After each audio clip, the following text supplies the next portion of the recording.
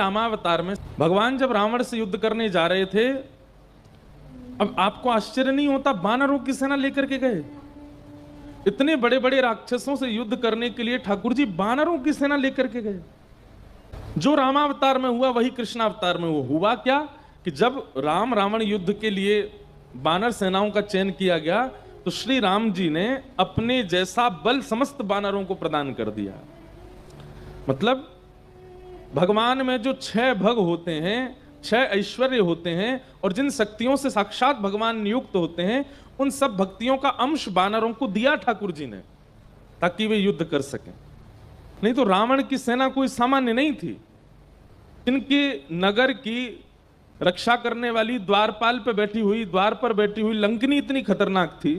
सोचो, द्वारपाल इतना खतरनाक है तो भीतर रहने वाले लोग कितने खतरनाक। उनसे वानर युद्ध कर रहे हैं, तो में इतनी शक्ति होती है? नहीं होती।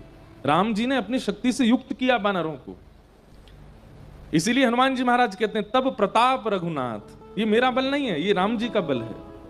लेकिन राम लीला में अद्भुतता यह हुई कि राम रावण युद्ध के बाद वानरों ने उन शक्तियों को वापस कर दिया, ठाकुर जी के चरणों में निवेदित कर दिया। बोले नाथ, आवश्यकता के लिए आपने हमको योग्यता प्रदान की, अब वही योग्यता हम आपको वापस कर रहे हैं, ये शक्ति हमारी नहीं है। ठीक वैसे ही भगवान ने यदुवंशियों को अपनी शक्ति प्रदान की। जैसे भगवान श्री कृष्ण हैं चतुर्भुज रूपधारी, वैसे ही सब यदुवंशी हैं। भगवान के दूर के रिश्तेदार यदुवंशी जहां जहां तक हैं, सब भगवान के समान हो गए थे पृथ्वी के भार को हल्का करने के लिए। लेकिन पृथ्वी का भार हल्का हो गया, उसके बाद यदुवंशियों ने शक्ति वापस नहीं की ठाकुर जी को, बल्कि अभिमान करने लगे। किसी ने का अभिप्राय शक्ति प्रदान प्रभु ने सतयुग में, त्रेता में भी की है, लेकिन त्रेता के वानरों ने शक्ति को वापस किया। शक्ति प्रदान द्वापर में भी की है, लेकिन यदुवंशियों को उसका अभिमान हो गया, इसलिए भगवान को नाश करवाना पड़ा। विचार कीजिएगा इस विषय पर। आपके पास जो भी शक्तियां हैं, ये सब ठाकुर जी ने दी हैं, चाहे वो देखने की, सुनने की, पाने की, करने की, सोचने की, समस्त शक्तियां ठाकुर जी ने दी हैं। उन शक्तियों से अपने जीवन को, अन्यों के जीवन को और संसार को सुदृढ़ बनाओ।